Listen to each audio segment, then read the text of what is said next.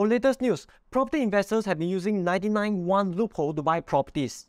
Are you missing out, or are you lucky not to have used it? Recent Straits Times article has pointed out that IRAS have been doing audits on buyers who are using such methods. In the example that they pointed out, a Singaporean buys a property without having to pay ABSD.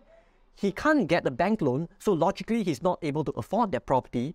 But upon purchase, he immediately sells 1% to someone else who is eligible to get the bank loan. So combined together, they are able to get a bank loan, and yet they only pay a tiny fraction of the ABSD. Picture perfect, right? So if you think you're missing out on this method, watch on.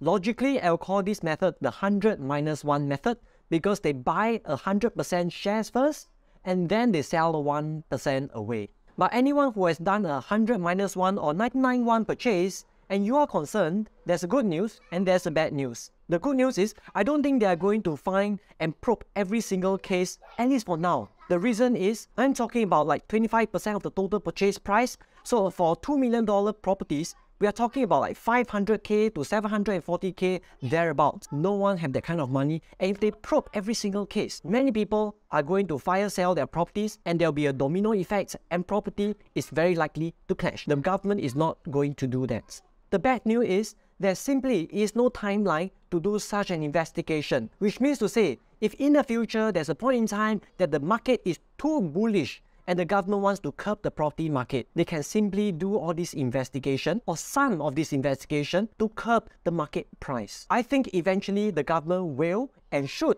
curb the 100-1 method because that method is too close to a tax evasion. There are, however, many people who make purchases based on 99% home ownership and 1% ownership. Their purpose is for financial prudence future planning and not tax evasion.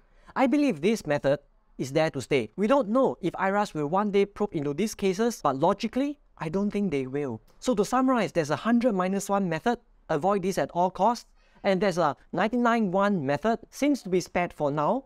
Either case, use at your own risk. DM me for more information. Share below your view, your thoughts, and where you think the market is heading towards. I will see you in the next episode.